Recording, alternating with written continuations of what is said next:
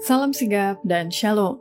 Renungan kita pada hari ini, Senin 12 September 2022, berjudul Ketenangan, Kesalehan.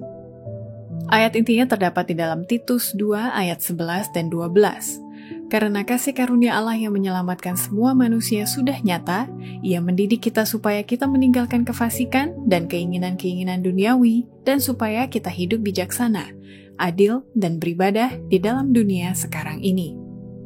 Pena Inspirasi menuliskan yang dimaksud dengan judul renungan kita pagi ini, Ketenangan, Kesalehan, adalah jawaban atas pertanyaan, siapakah yang mau? Agar mau datang menghampiri tata kasih karunia Allah dan mengalami kasih-Nya yang tiada bandingnya itu adalah sebagai berikut. Pertama, cara dan maksud agar kita menjaga ketenangan, kesalehan, menurut Paulus adalah agar kita memelihara damai dari Allah senantiasa untuk menguasai hati kita dengan selalu bersyukur, serta mengizinkan Allah bekerja dalam diri kita setiap saat. Ciptakanlah ketenangan, serahkanlah jiwamu kepada Allah sebagaimana kepada pencipta yang setia. Dia akan memelihara apa yang telah dipercayakan kepadanya. Dia tidak senang kalau kita membanjiri mezbahnya dengan air mata dan omelan. Sudah cukup bagimu untuk memuji Allah, jikalau engkau tidak melihat satu jiwa lagi yang bertobat. Tetapi pekerjaan yang baik akan terus berlangsung jikalau engkau mau maju dan tidak menyesuaikan segala sesuatu kepada pemikiranmu. Biarlah damai dari Allah menguasai hatimu dan bersyukurlah. Izinkanlah Allah bekerja dalam dirimu. Janganlah menghalangi jalannya. Dia dapat bekerja dan mau melakukannya jikalau kita mau mengizinkannya. Kedua, cara dan maksud agar kita menjaga ketenangan, kesalehan, menurut Paulus adalah agar kita membiasakan diri hidup dengan berbicara langsung dengan Allah dalam ketenangan jiwa lewat doa. Kita harus secara perorangan mendengar Allah berbicara langsung ke dalam hati kita.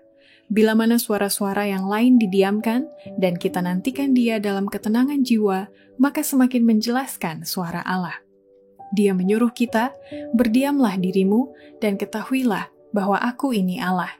Inilah persiapan yang mantap untuk pekerjaan bagi Allah. Di tengah-tengah keramaian dan kegiatan hidup yang menegangkan, Dia yang disegarkan dengan demikian akan diliputi suasana damai dan terang. Dia akan menerima pemberian kekuatan fisik dan mental. Hidupnya akan bernapaskan keharuman yang akan menyatakan kuasa ilahi yang dapat menjangkau hati manusia.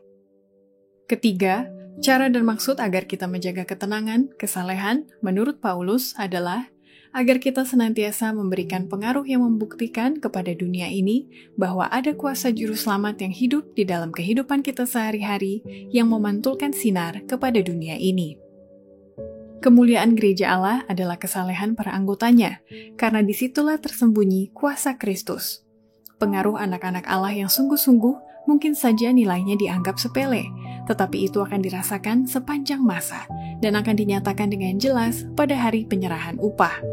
Sinar seorang Kristen sejati yang bersinar dalam kesalehan yang stabil, dalam iman yang tidak goyah, akan membuktikan kepada dunia ini kuasa juru selamat yang hidup.